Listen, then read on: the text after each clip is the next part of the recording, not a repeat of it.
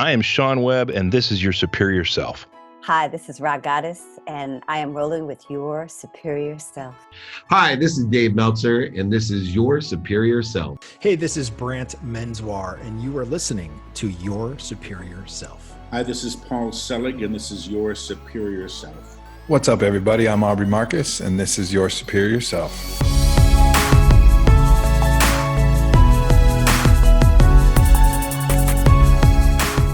What is up, beautiful people? Welcome back. I'm Trey Downs, and this is Your Superior Self. Please hit subscribe right now before you forget. And also, please leave a rating and a review wherever you get your podcast from. It helps me get this out to those who may need it the most. And they're going to need to get this episode because Brant Menswar is joining the show today, who is a top 10 motivational speaker. He's a musician. He's a podcast host. He's a best-selling author of the new book, Black Sheep. He is all of the above. He is the real deal. He is he's so laid back. When you watch him on stage, he has this presence, this swagger that just demands your attention, that demands your undivided attention. And he has a story that goes along with it that is very powerful and inspirational and very hits you right in the heart. And here's a little preview into that story. And so the doctors called my wife and I into the parents' lounge one afternoon after being there a couple hundred days. And they looked at us and they said, "We're so sorry, but there's nothing else we can do. We don't think he's going to make it through the night. And you should probably go in and say your goodbyes and call who you need to call." And so, that is not the news that we were expecting to hear. We knew that he was in rough shape, but not quite at that level. And so what do you do in that moment when a group of doctors tells you to go say goodbye to your kid, right? So I stood up, I grabbed my wife's hand. Man, that is tough. That is actually Brant speaking about the health scare that he had with his son. And he goes in depth in this conversation about that. And he talks about what he learned from that experience. And it's very powerful and it's very important that you listen to this episode. And I know that sounds like a bold statement, but I'm a bold guy. And I re-listened to this episode and there was not one part of it that I did not love. I mean, it's very relaxed. It's very free flowy. It's right where I need it. It's like right where it needs to be. It's right in that sweet spot. And I'm very excited for you to listen. But before you do, I need you to go to treydowns.com. Leave me a message. Let me know what you guys are up to. You can also hit me up on Instagram at tdowns80 and shoot me a message over there if you want to. Facebook, I just got back on there. I've been kind of, laying low from that platform just because of all the political crap that's been going on. Kind of getting back on there slowly, but you guys can hit me up over there if you want to as well. There's a Facebook group that you kind of see behind the scenes what's going on and my journey in this life, and yeah, I'm excited to connect. So without further ado, here is the great and powerful Brant Menswar. Hey, this is Brant Menswar, and you are listening to Your Superior Self. Brant, my man, what's up? How are you? I am doing well, brother. It has been a crazy couple of weeks, but good nonetheless. Yeah, I got that new book coming out, Black Sheep, right? Yeah. People think the hard part is writing. It's not. It's promoting. I can attest to that. Yeah. I mean, yes. Marketing is not easy, especially when you want to get it out and it's new and, but you've had a successful book, right? Like your first one? Yes. Yes.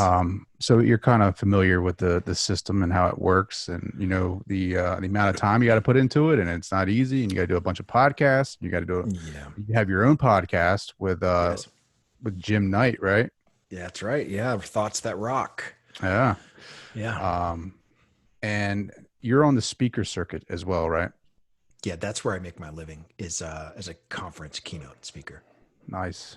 Yeah. But Black Sheep, right? So when I think of that, I think of like an outcast, like me. I'm a black sheep. Sure. So it's like, yes, the title throws me off a bit, but it's not about that, right? It's about core beliefs and things like that.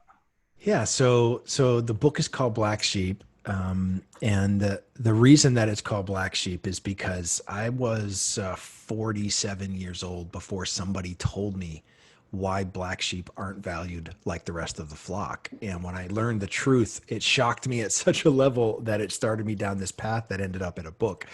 The reason that farmers don't value black sheep like the rest of the flock is because a black sheep's wool cannot be dyed. And so every black sheep is in effect 100% authentically original.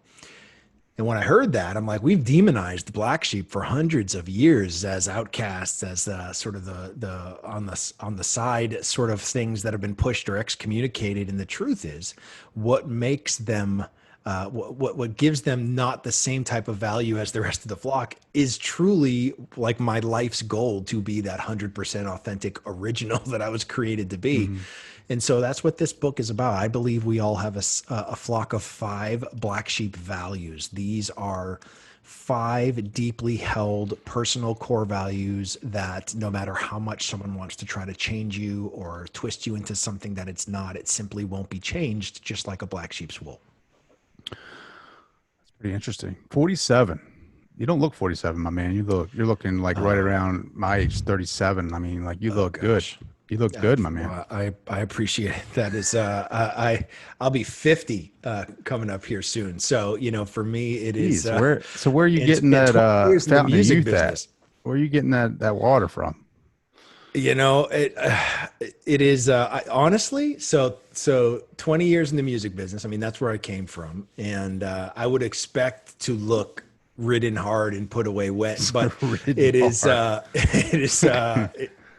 I can't drink. I am literally allergic to alcohol. And I think that probably saved me in more than one way over the last 20 years. Absolutely. I can attest for that. So more about like your music career, 20 years in the music industry. Like obviously I've seen some clips of on your website. Like you can play, right. And you can sing, perform as well. Like I could tell just by your stage presence, like you have this presence about you, like you're comfortable in front of crowds, but not a lot of people could say that. I mean, and you're also a speaker. That's where you make your money. How do you transition from music to the speaker, world? Yeah, it's a great question. It's the same, but different in a lot of ways. So I lived sort of most of my life. I grew up in Manchester, New Hampshire, just outside of Boston, and was a highly competitive athlete growing up.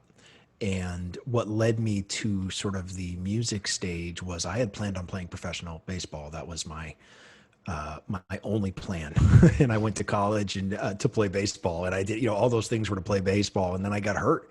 And so I had to pivot and couldn't play anymore. And so sort of moving first to the music stage, it was the closest thing I could find to replicate what I felt like standing on the mound, playing ball. And so that was as close as I could figure out to get that same sort of a feeling. And, 20 years of playing music and doing that. And then, my son gets sick. My oldest son gets real sick. He gets cancer.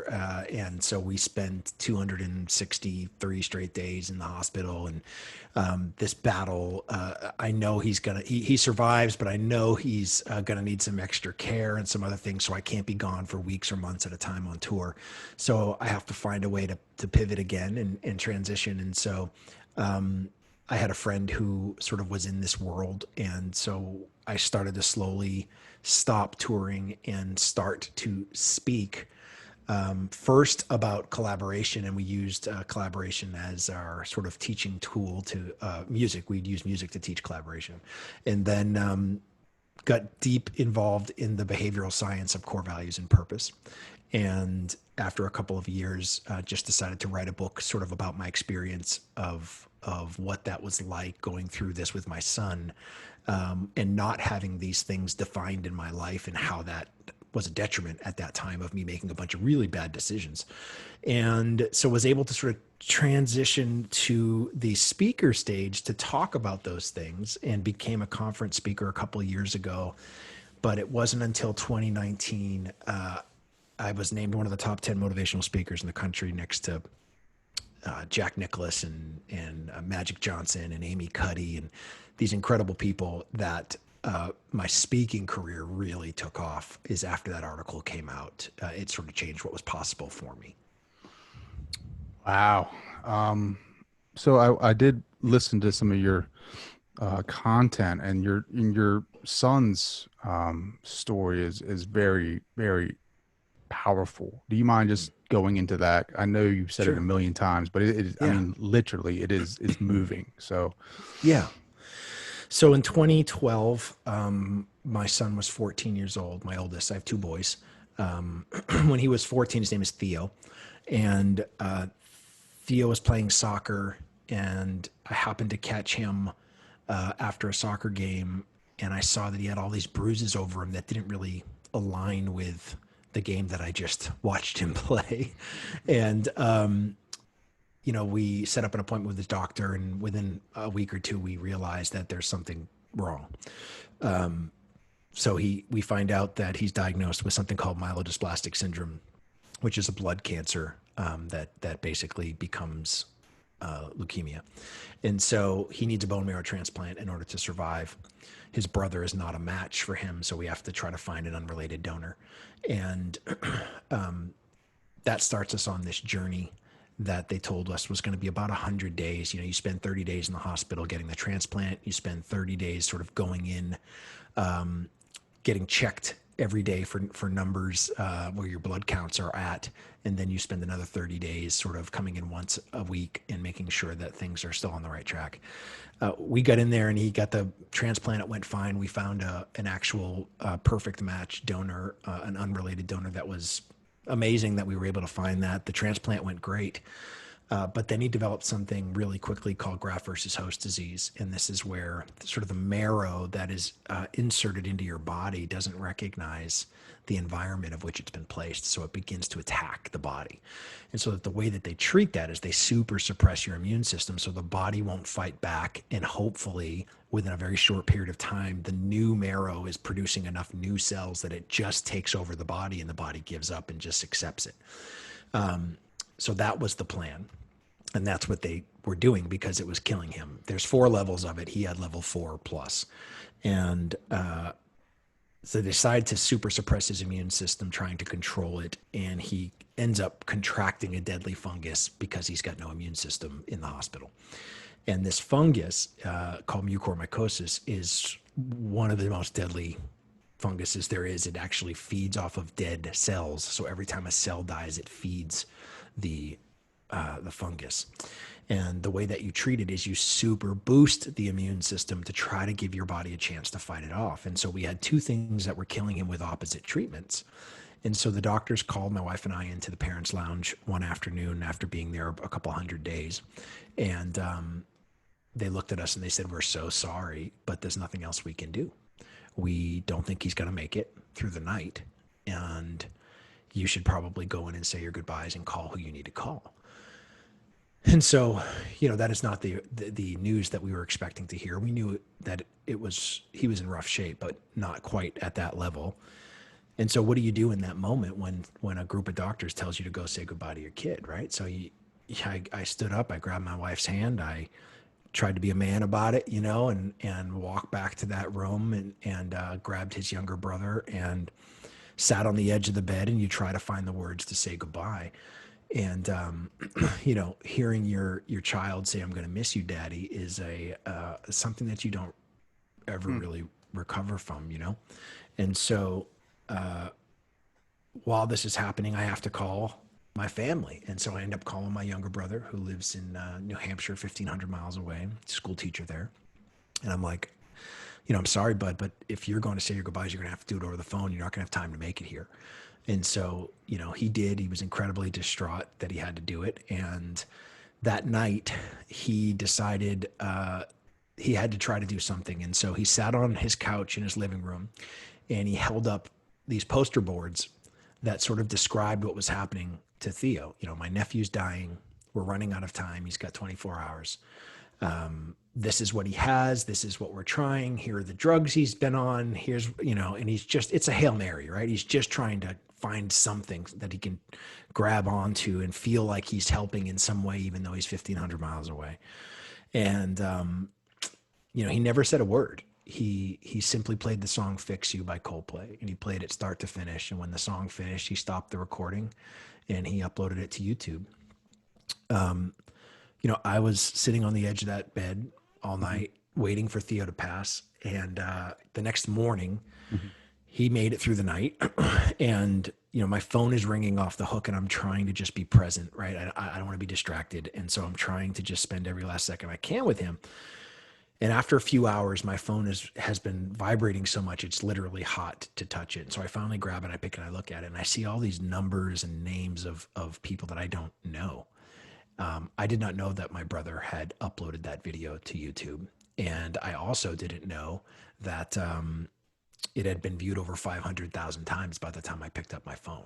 Wow. And so these names and numbers that were in my phone, some of them were doctors.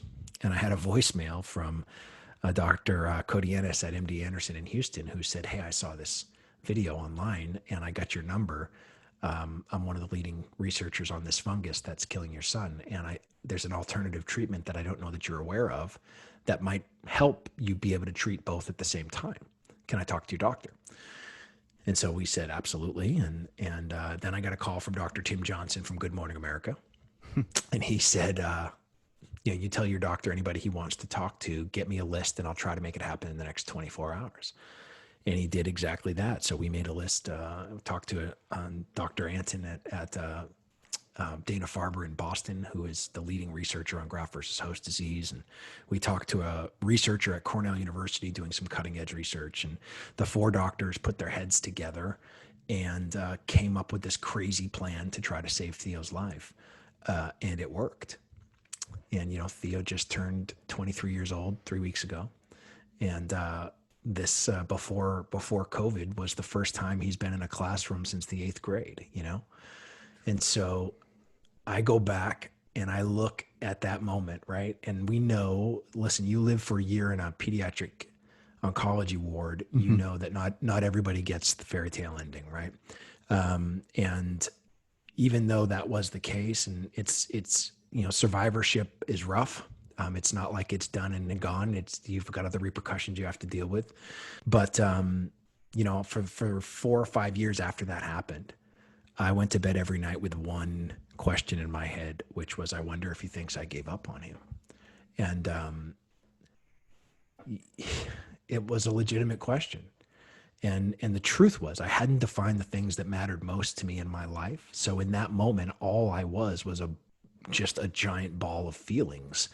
And that is not exactly what you want to be using as the compass for making good decisions in that moment. And I made a whole bunch of really bad decisions, including choosing to say goodbye to my son when I should have never done that. If I would have known now, or then what I know now about the things that matter most to me, that conversation would have looked completely different, and it would have been filled with words that were intentional and not just bumbling feelings in the moment that didn't really serve anybody any goodness at all. And so, that was the sort of impetus to write this book. I don't want anyone to have to go through what I went through. I don't want them to have to wonder if there was something better they could have said or been deliberate with their intention or tried to influence the situation in a way that was positive. So in order to do that, you've got to figure this stuff out. You've got to define these things in your life if you want to live with deliberate intention. And if you don't, then you're just stuck with winging it, and winging it is never going to get you to where you ultimately want to be. That's just amazing. That's an amazing story. I can't even, I don't know. I have 3 kids, and I can't even imagine even thinking about having that conversation, like the last conversation with your boy in the hospital, Right. and what you would even, I can't even imagine what I would say to him or what I would do. It's just kind of like you said, you're in this ball of emotion, you're just kind of reacting at that point. And you're, like you said, if you would have done it, if knew then what you do now, like it'd be more intentional, like that's huge. And I think that you putting this book out and allowing others to see that and be vulnerable with your story and just be transparent, I think it's going to help a lot of people just understand, why we need to be intentional with what we say to others, like people that we love. And it's so important. Like, I feel like a lot of people are just so scared to like be vulnerable and to like actually show themselves and who they really are, and like fear of rejection or fear of being like exposed a little bit. Right. Like, I don't know. What are your thoughts on that? Well, I mean, biologically speaking, our brains are wired to view uncertainty as a threat, right? And so anything that's uncertain is a threat to our brains. And so all our brains want to do is take the uncertainty and make it certain. What our brains don't really care about is whether it's right or not right. It doesn't matter if it's true or false. It just wants to be certain. So you could be certainly wrong about something, but as long as your brain thinks you're certain, you're good, right? Yeah. So that, coupled with decades worth of vulnerability equals weakness, made it really hard, and it took people like Brene Brown to come along and talk about their strength and vulnerability and what that really looks like, and how the best leaders in the world lead with vulnerability. It humanizes us in a way that only vulnerability can. Yeah. And it allows us to connect on a deeper level with people. And so, that is tough, especially as a alpha male. You know what I mean? I think it's really, it adds another level of complexity when you come out of a culture that is just, you're supposed to have the answers. You're not ever supposed to show weakness. You're not ever supposed to tell somebody that you don't know what to do next. You know what I mean? It's just something that has taken me a minute to get. I don't even want to say comfortable, because I'm still not comfortable with it, but I know that I need to do it. And so you do, and it's paid off tenfold, I think. And I hope that, as you said, I hope this book inspires people and motivates people to define these things, because winging it is incredibly dangerous. And most of us are winging it. If you can't tell me what your 5 or 6 personal core values are, you can't tell me why they are. You got to give me some examples from your past as to why they are. And you got to tell me how that has factored into your purpose. If you can't do that, then you're winging it. And most people like myself, who were control freaks, don't ever want to admit that we're winging anything. We're being intentional. But being intentional is not acting with deliberate intention. And that's where the big difference is, and why this is so important. Where did you come up with the 5 core values? Like, was there like a theory that you liked that you said, all right, this is what I'm going to follow? Like, how did you come about with the 5?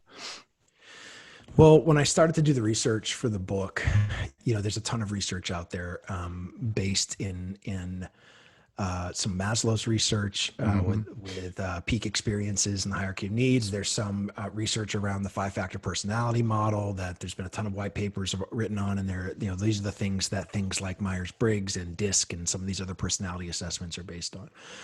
And when we started to get into the work of values, what we know is that it is impossible to honor more than 5 or 6 values on a daily basis with deliberate intention. It's just anything more than that becomes unmanageable. And so what we did was we created this online assessment to sort of give people this first dip into the values pool, right? Just dip your toe in. It's not, if you wanted to go down the deep well where, you would take Maslow's theory and you would talk about peak experiences and you'd talk about how you felt during those moments of your life. What was it that shaped you? That's a lot of deep dive that a lot of people don't want to get into, right? And so we said, can we make it quick? Can we give it a glimpse of what's possibly the truth, enough to get people interested enough to continue the work? And so this Black Sheep assessment at findyourblacksheep.com, you go on, it presents you with 125 commonly held personal core values. And the first thing it asks you to do is just quickly read these words, and any word that resonates with you, just go ahead and select it, right? So you're going to go through and you're going to see words like accountability and achievement and empathy and family. And as you're going through, you're just selecting the words that resonate with you. Well, after a couple of years of doing this and a few thousand people who've gone through this methodology, we know that the average person selects at least 30 words out of those 125. So now you're telling me that 30 things in your life are incredibly important to you. So human nature is going to say that you're going to try to honor those 30 things whenever you possibly can.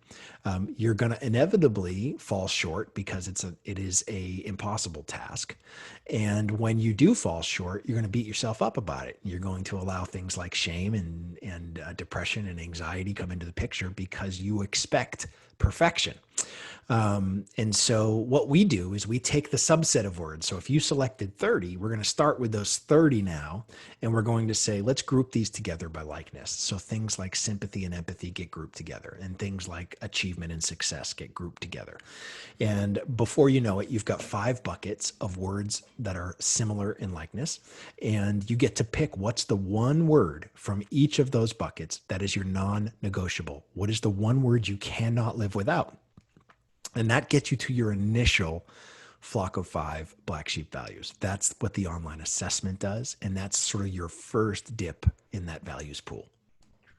It's pretty, I'm sure that companies are utilizing this, correct? I mean, I would assume so. I would assume so. I mean, that's pretty nice. Yeah. What's your number one? Like what common, well, I guess not common core, but common, but like core belief is non-negotiable for you? So I'll tell you, so I have 6, right? So even though I say there's a flock of 5, it's very common for someone to have an extra. Mm-hmm. So my 6 are creativity, hope, impact, empathy, family, and authenticity. Those 6 things are what I filter every decision in my life through. And the first question that I ask is, does it honor or does it violate what these non-negotiables are for me? So if I'm making a decision, it's either going to honor it or it's going to violate it. And that's where that conversation starts. Once I get beyond that, then I have to look at gathering all the information I possibly can get my hands on to make a decision. And then I have to honor what I'm feeling in that moment. And if I do those 3 things, then I've made a good decision regardless of the outcome. And that was part of what this book teaches you, is that, look, I'm a grade A control freak of like the highest caliber, man. Like if you invited me to dinner, I would say yes, and then I would drive your car. That is the level of control that I demand in my life. You said you missed the mound. I'm assuming you were a pitcher, right? Yes. Yeah, there you go. You're control freak. That's right. For sure. That's it. And so for me, the hardest part of this process was admitting that I don't control outcomes. And that took me diving into the science that humans don't control outcomes. We only control the deliberate intention that goes in to making decisions. But unless your name is Gandalf or Glinda, you just don't have that kind of power. You don't control outcomes. Sure. So that was really tough for me to accept. But when I did, then I started to see that, when I ask the question, how do you know when you made a good decision? And I've asked this to tens of thousands of people in the last 18 months. I get the same answer every time. And it's always based on a result or an outcome. Well, that's something called outcome bias. There's an entire scientific study around outcome bias of how we cannot determine whether a decision was good or bad based on an outcome after the fact. And so a good decision has nothing to do with an outcome. Neither does a bad decision. The decision, whether it's good or bad, comes from honoring, having something that is born from these black sheep values, that you considers every fact you can get your hands on, and honors what you're feeling in the moment. If you've done those 3 things, you've made a good decision regardless of the outcome, period. And when you shift your focus to that, then you take your happiness off of the back of an outcome or a result. And all of a sudden you find yourself in much better control of your life, being able to go to bed and sleep at night, knowing that you've made these great decisions and stop worrying about outcomes that are out of your control. I love that. I love that 100%. I think, can you come up with some type of algorithm that you can kind of like see your future self and you can kind of see what to avoid and what to go after? Because like, I feel like I'm in that boat where, the decisions that I make, it's like, obviously I do it a lot of a feeling too, like frequency, Yep. like vibration. How am I aligned to it? That's how I know whether or not I am, making a right decision. But it's like, I was just thinking about this today, like, when you get lost off your path, right? Like you're pursuing something, your dreams. Yep. Your dreams are your dreams. There's no one else well, maybe there's probably a lot of other people that have the same dreams, but there's no pathway that is right. Other people's paths are their paths, not yours. So a lot of time you lose track of where you're at and you don't really know where you're at. So like when you go from, Delaware to California, on a map where you're at and how you can estimate about what time you're going to get there, when you're going to get there. But when you're going after your dreams, there's no map. There's no like really idea, that you're going, tomorrow I'm going to take the next step and I'm going to try to gauge today's outcomes. There's no really anything to judge or guide me as far as, how far I've come. And the only thing, and I've been meditating on this all day today. It's like, as long as you're following the thing what it is, like as long as you're still feeling the love and the frequency towards that, that's your North Star. Like you keep following that until your North Star and your dreams align, until your dreams are in front of you. Like that's the only thing. And I meditated on all day and it was just like, man, it just, you're never ever going to know. And it's the journey too. It's like the journey is half the fun. It's all the fun really. It's like looking back after you reached your dreams and saying, man, I remember 2 years ago, like I totally didn't know where I was going with this, but then the universe kind of presented me something. And then I took that left-hand turn and I ended up here and it's like, man, what was I scared about? Like, what was I doing? Like, why was I so worried? Like, and that's a lot of people that I talk to. It's like, how do you know where you're at? And there's no compass other than the thing that you're doing. Like always pursue that. Like that's your true north. That's your North Star. You're never going to have a map that says, all right, 2 more years, man, you're going to be good. But just keep working. And if you really love it and enjoy it, like that vibration, that frequency is never going to die. But you're always going to be doing that thing that lights you up. So there's a couple of things for that I think. So, I'm with you. I go to bed every night to 417 hertz, right? And that's how I sleep. Literally is listening to 417 hertz on a nightly I don't think basis. a lot of people know what that is. Explain that.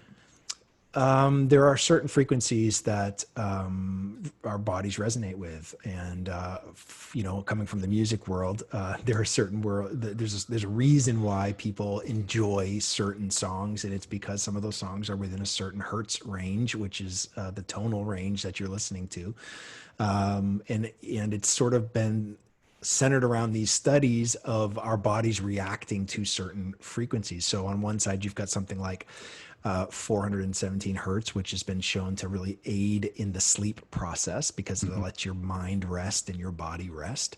And all the way down to the comical side of the mythical brown note, which is the deepest bass that basically makes you relieve yourself. The brown note. If it's played, right? And so you got to be careful for that brown note. But, what I would tell you is this. I agree exactly with what you're saying. The question that I always ask people in that pursuit is, how do you know what you're chasing is yours? And that's the question, because this is what I have discovered in this work. You're going to, let's say you take the assessment. You've got your introductory flock of 5 values that you go, okay, this is it. I know these are my black sheep values. This is what it is. Well, the next part of the process is to prove that indeed these are your values. Because what we know now, by looking at the research, is that in that initial flock of 5, there are 2 or 3 values that are without a doubt 100% authentically real. And you can give me dozens of examples over the course of your life as to how they've shown up and why they have become these immovable, non-negotiable values for you. But I also know that 2 or 3 of what you selected is complete fabricated bullshit. And it is either who you want to be or who somebody told you you should be, but they are indeed not your sheep. And that doesn't come out until you start to track them and you find zero evidence of them in your life on a daily basis. And that's because you're caring for someone else's sheep. And so this process of tracking allows you to discover which are yours, which are not yours. And listen, some of us are we've been conditioned. Let's say you grew up your whole life having to care for siblings or care for an elderly grandparent or mother or father. You are conditioned to care for other people's sheep. And so it takes a minute to separate out which ones are yours and which ones aren't. And when you start to discover that there is zero proof for some of these that you are claiming as your own, it's why you have these feelings of not enough. It's why you have these feelings of not necessarily liking yourself all that much. And it's because you are claiming something to be yours that is actually not yours. And you have to do the work to figure out where your lost black sheep actually are. And that just takes some time to figure out where they are, why they walked away, and what you need to do to get them back. And I got to listen to you, man. I mean, you've had some major dreams as far as baseball, music, right? And now you're, internationally known speaker. I mean, you've had some dreams, brother. So I don't know, like baseball, right? Like that's every little boy's dream is to play baseball. It was mine. Like I didn't have, like, I was like a big Cal Ripken fan. I was like, I'm not playing shortstop, dude. Like I'm not going to college. And then that obviously never happened. But it's like, make sure it's your own. Like that is so hard to do. Because you said we're preconditioned, like we are conditioned. Like a lot of our belief systems, so you think about it, you're born, you're raised by your parents who are basically projecting their beliefs on you. You're raised in a society that does the same. You go to a school that does the same. They're all teaching you how to be factory workers, essentially. That's another episode by itself. But at the end of the day, your belief systems have been heavily influenced by the people that you surround yourself by. That is called programming. To weed through all that and have a tool like your website is very important to be able to, one, realize something that you may not have realized before, like some of these words that you can kind of help guide you through the process of finding the thing that is yours, like finding your dream, right? By word association, by finding your core beliefs, by finding your sheep. And then what do they do when they find their sheep? Do you have like some type of program or system that they can put in place to help guide them along the way? Yeah. See, so that's the big shift, right? So it's one thing to know and discover what your black sheep values are. But knowing what they are is never going to bring you the transformation that you seek, right? And so you have to learn to speak them into existence. And I'm not a manifestation guy. I get turned off a lot by the people claiming their Lamborghinis and their, this, that, and the other thing. That is not my cup of tea. But I do believe in practical manifestation. And what I would consider practical manifestation is taking one of these values that is at the very fabric, it's the very core of who you are, and choosing when and where these things appear in your daily life. So what happens in this process? You spend a couple of weeks tracking and proving that indeed these are your values and not someone else's. When you get to the feeling like you feel, okay, I feel pretty good about this, that these are mine. Well, then you're going to actually program them into your day. You're going to speak them into existence. You're going to look at your calendar. You're going to look at your appointment schedule every day. And you're going to go, okay, at 10 o'clock, I've got to meet with John. Which one of my black sheep, one or more, need to show up in that meeting to maximize the impact of that meeting? So does creativity need to show up? Does hope need to show up? Does empathy need to show up? What needs to show up? And so you start acting with deliberate intention. You start choosing when and where these things appear, and you don't wait for the perfect moment. You speak it into existence. You bring it up. You drive that conversation. And what ends up happening is you start to find that you're honoring those things that matter most.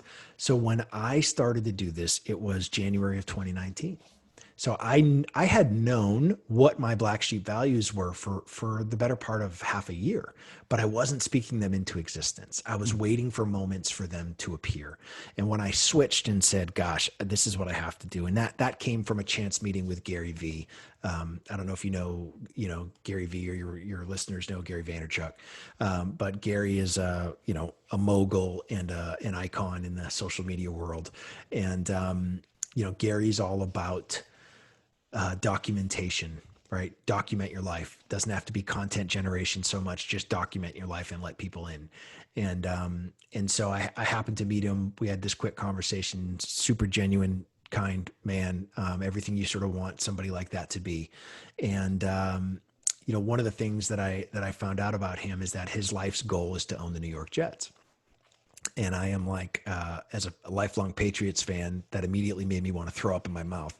But I said, okay, so he knows, he's worth a couple $100 million, right? He owns VaynerMedia. Yeah. He's worth a couple $100 million bucks, but he knows that if you're going to buy an NFL franchise, you need to have a B in front of the Ilion to even have a prayer. So he's going to keep his nose to the grindstone, and he's going to work until he's 68 years old. He's going to make a bid. He's going to buy that team. They're going to go to 6 Super Bowls. They're going to win 4, and he's going to die. Like, he has his plan. That's what he wants to do. And so I'm like, okay, all right. I'm reading an article a couple months after I meet him. And it's in the New York Times, and it says, the title of the article is "Jets Owner in Waiting Will Tailgate for Now." And it talks about him knowing that nobody in the Jets franchise knows who he is. I mean, he's a pimple. I mean, he's nobody. And so he's like, but this is going to be my team. So he sits out in the parking lot and he tailgates with his family and his friends, and he goes and watches the game just like everybody else. And, he started, the journalist interviewed Gary's brother, named AJ. And the journalist said, AJ, man, I got to tell you, it's a little bit weird talking to Gary, because he sort of talks about this stuff like it's just going to happen. And his brother said, yeah, he's going to speak it into existence. And when I read that, I went, that's the missing piece for me. I have to actually speak these values into existence. And so in January of 2019, I literally started every day. My day started by looking at my calendar, and you would see an appointment, a date, a time, a person's name, and then you'd see 3 or 4 values written next to it, or whatever needed to show up, right? And so you'd see creativity, you'd see empathy, you'd see impact, you'd see authenticity, and all these different things. By June of 2019, 6 months later, at that point in January, I was doing about 25 talks a year, right? By June, I was up to I booked 70. So I was doing 70 talks a year. My speaking fee tripled, and I got named one of the top 10 motivational speakers in the country, alongside Jack Nicklaus and Magic Johnson and these incredible people, right? So I looked at that. When that happened, I can't even begin to tell you the level of imposter syndrome that I felt.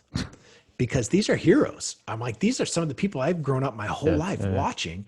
And I'm going, what the hell am I doing in this conversation? Yeah. And it's taken me the better part of a year, Trey, to figure out the truth. And the truth is, and this is both, it should be incredibly sad and incredibly exciting.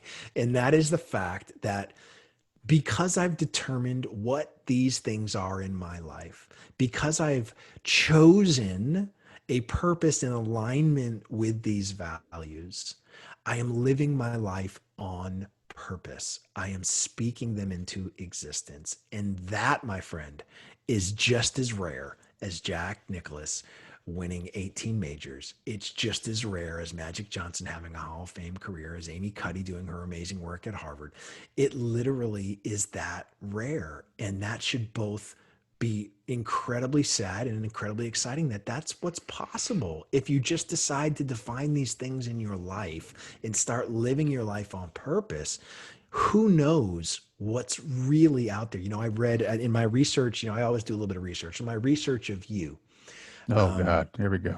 What I found out, and I love this when I read this, is that you decided basically to stop winging it in your life because you believed there was something more out there for you.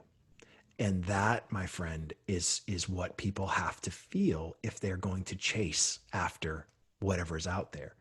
All I'm trying to do is take people who decide and believe that there is something more for them out there, give them a path to actually get there. And that is what excites me the most, and why I'm so happy to be with you on this podcast, because that's what it's going to take for us to see the type of change we want to see in the world, is people deciding that that they can't settle for winging it and just having the life they have. There is something more for them out there. Beautifully said, man. For sure. You definitely belong on that list, dude. Speaking it into existence. Like, I totally believe that. Like what you were talking about earlier, like the law of attraction, like a Lamborghini, like I'm not into that. Like, but I think that you can definitely, like, Dr. Joe Dispenza talks about epigenetics, and the epigenetics is the unconscious consciousness in your cells with like at a quantum level, being able to attract energy. We're magnets. I think like what you're talking about, like and I listen to a lot of Jim Carrey too. He talks about it like you have to believe that it's already here. Like you have to talk about it like it's here. Like he wrote that $10 million check to himself. To himself. And then he got it when he got Dumb and Dumber. And then like he's all about it. Like he used to go drive up on some Skyline Drive and stand on this like ledge overlooking LA and hold his hands out and like imagine the universe raining gifts on top of him, and just getting, basically putting it out to the universe and saying it is mine, it is mine, it is mine. And then next thing you know, and he's like, I'm living proof of that. So like I definitely believe that. Yeah. I definitely I'm starting to see it work differently in my life, because it's like it gives you this sort, like it somehow the physics of it and some of the psychology of it like tricks your mind into already believing that you have it. So like some weird, quantum physics equation usually works out and it ends up bringing it into your life. I mean, there's definitely examples where, we're all creators of our reality, like all of it. I mean, obviously we are creating a reality right now, but you can also change it. You can also change it the way that you want. And there's a lot of people that are examples of that. And then like to hear you talk about that, like Gary Vee, I genuinely believe that he'll be the owner of the Jets and everything you talked about. Like he believes it is here. It is his. And it's, I don't think a lot of people realize the true inner power that we have inside of ourselves. Like I am becoming more spiritual, mystical, whatever you want to call it. However, like Dr. Joe Dispenza, like I'm a huge fan of his. Like I'm all about that. And if anything, becoming more aware. You talked about Maslow. Yeah. Maslow was a big believer in transpersonal psychology, which is a lot of has to do with, like there's just so much more out there. Like our consciousness is like the tip of the iceberg, right? Like that is our consciousness. Underneath is just this whole another universe that we do not even know because of it's our unconscious. And I'm starting to learn more of that anyway.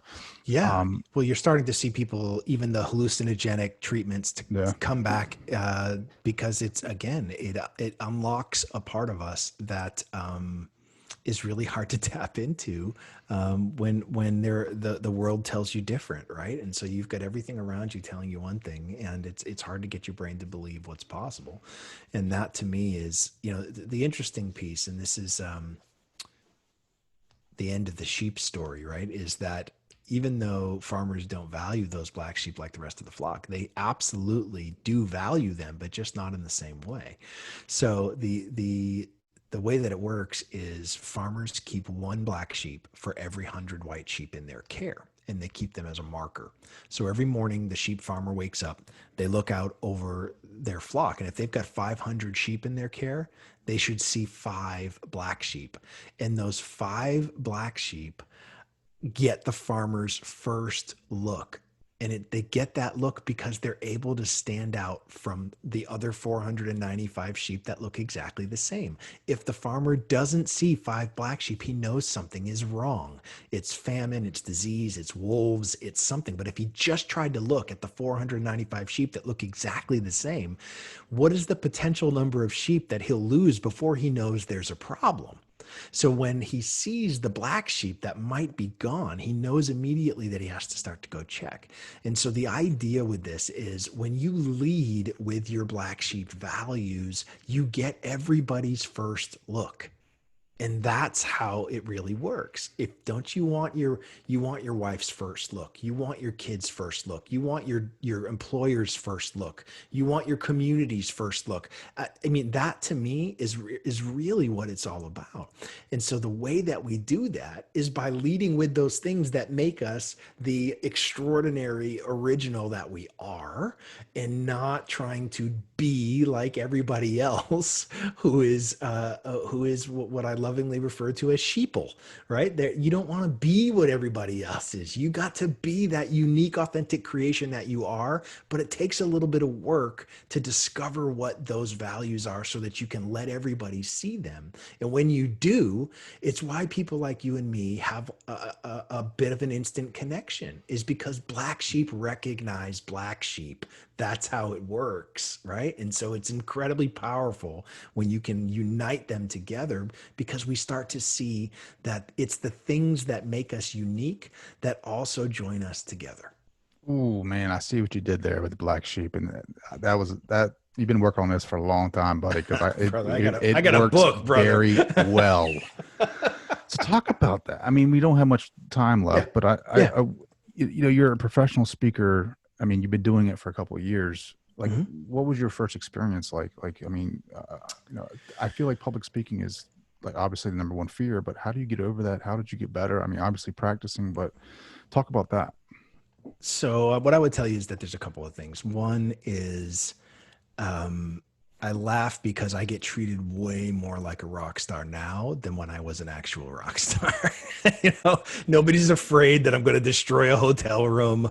They're putting you up in the 5-star resorts, and you're showing up to gift baskets, and it's a completely different life, right? But when you get on that stage, there's a couple of things that I always tell people that have aspirations of doing this. Number one is you have to own your content. And I mean, own it to the point where you could stand toe to toe with the biggest naysayer and have a logical discussion as to why you believe what you believe. And if you can't own your content, it's going to be really tough for anybody to believe anything that you say. Right. So when you own your content, you really have that inner swagger. Right. Now let's talk about that swagger, because it's the outer swagger that also has to exist. You've got to have enough swagger to carry a stage, and the bigger the stage, the bigger the swagger. If you are, when I first started off and I was speaking to groups of 30, you don't have to have that much swagger. But when you're speaking to 3,000 on a stage that is 100 feet long by 100 feet high, you have to have the swagger to carry that stage, right? Mm-hmm. And that to me is something that you can learn to develop, but a lot of it is natural. You just either come into that, you come from a competitive background, you come from this area that you're comfortable in that environment. For me, when you own the content, it allows me to focus on the performance. And so what I do, I call edutainment. And you're going to get the education part of it, but I'm going to entertain you at the same time, because that's the only way I can keep your attention. And so, sort of, for me, the journey went from 30 people to 50 people to 75 to 100 to 200 to 500 to 1,000 to 3,000 plus. And so, that was like, it took a minute, or it took a couple of years to get there. But when you're there, there's a different expectation on you. If you're the keynote of a 3,000 person conference or a 5,000 person conference, there's some expectations that you're going to bring the house down, right? I mean, it's going to be amazing. When you show up to talk to the Kiwanis Club at 7 a.m., there's not a lot of expectations on your shoulders, right? So it's a little bit different. So you got to sort of start small, make all the mistakes you're going to make, learn from them, and sort of work your way to the bigger stages. You're right, man. Own your content. I love that, because I don't think like you better freaking do your research. Like, you know what I mean? Yeah. Like, you better do your research. Know what you're going to talk about, and like understand it. And I don't mean like half-ass research. I'm talking about like actually reading the scholarly articles and peer review articles, and actually know your shit, because all it takes is like one guy who challenges you and like rocks your boat a little bit, and then all of a sudden your credit's gone, and all of a Yeah, sudden nobody believes a word you say, right? And I that's know. it's interesting, man, because there's a fine line between that level of swagger and someone's willingness to question you. Right? It's one of those things that it's a crazy thing that if you show enough swagger and you own your content, they sort of go, well, you must be right. Yeah, And if you don't, you leave that window open for every, pocket bookworm who wants to show up and challenge you because they're an expert in this particular area. And so, for me, I know the science. I have to know the science. And if I know the science, then I feel really comfortable with the conversations, because I'm never going to tell someone that this is the only way. What I'm yeah, going to tell them is that this is what has worked for me. And I'm happy to show you what I did. And if I can help you in your journey, I'm all about it. But know that there is always an exception to the rule. Know that there's always some undiscovered, unreported science out there that might shine additional light on what it is that you're doing. But you got to be open to the science. You got to make sure that you're basing what you're doing off of real things that can be proven, because people don't want belief. They want knowledge, and knowledge requires proof. Well, that's the best thing about science is like every theory, people, you have hypotheses and then you have theories.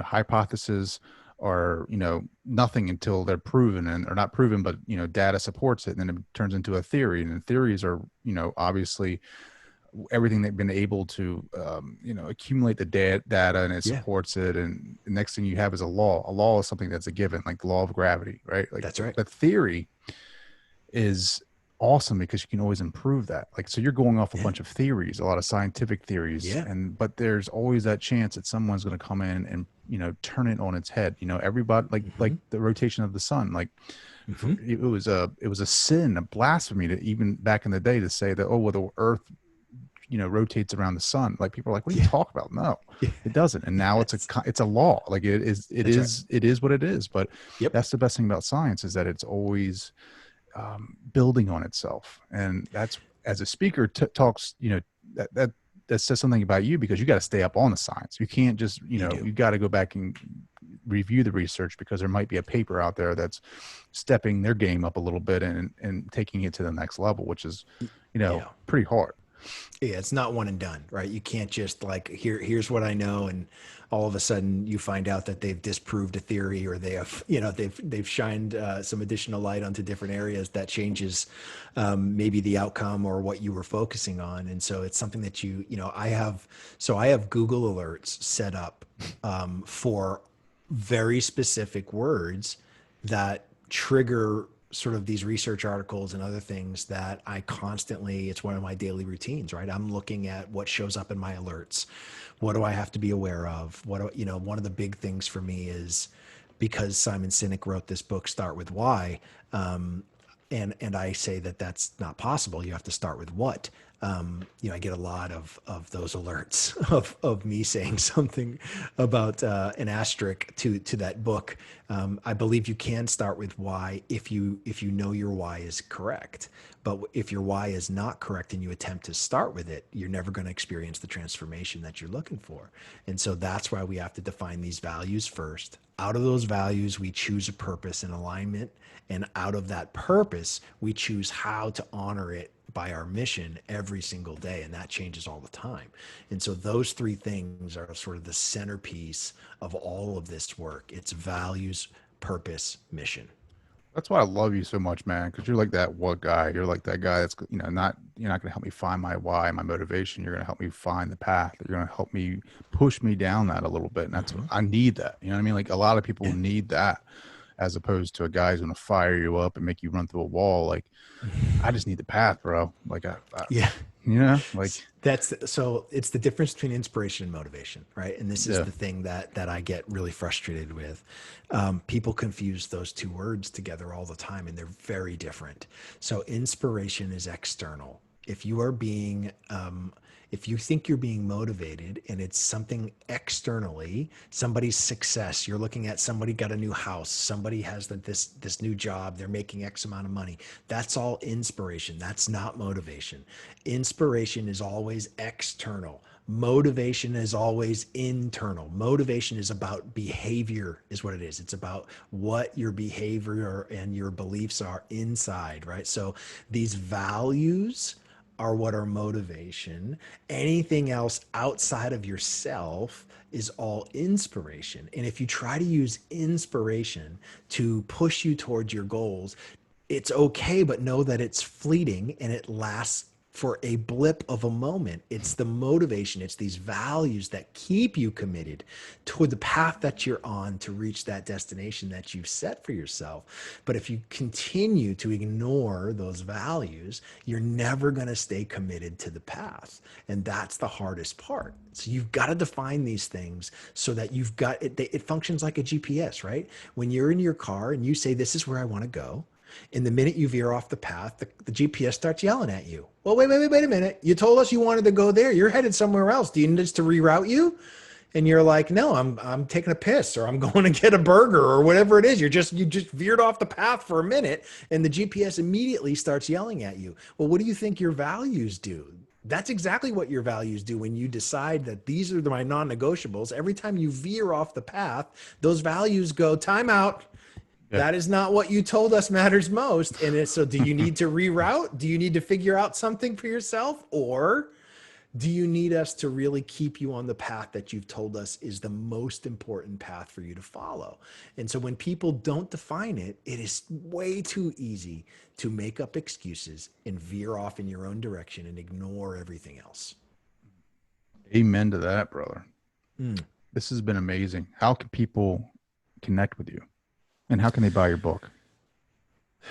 If the best way is to just go to findyourblacksheep.com.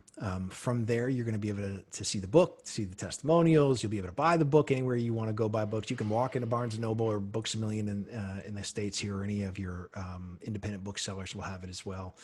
And you can see all my speaking engagements there. Any other questions you have, you can follow me on social media. It's just simply at Brant Menswar on all of my social media. It's BrantMenswar.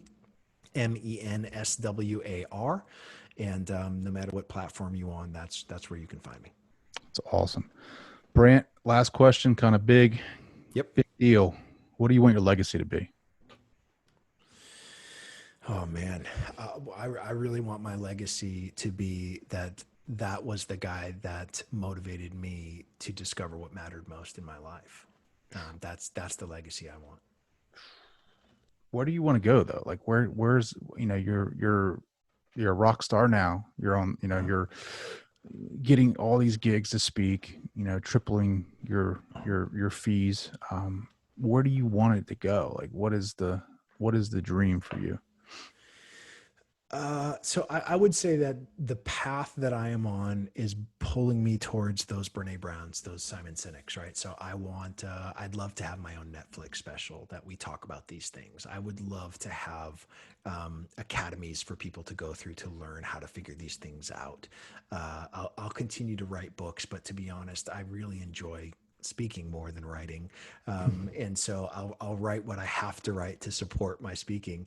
But really what I want out there is a larger platform for larger impact. And so whatever I need to do to sort of get to those levels, what separates the Brene Browns and the Simon Sinek's from everybody else is research. They're researchers. So why do you think I created my own assessment? Is so that I have proprietary data that I can use to say, you don't have to believe me. I can show you the data, right? And so that's why I've done it. That's why I'm collecting thousands and thousands and thousands of answers from people to be able to say, do you know what women between the ages of 31 to 40 value more than anything? Because I do.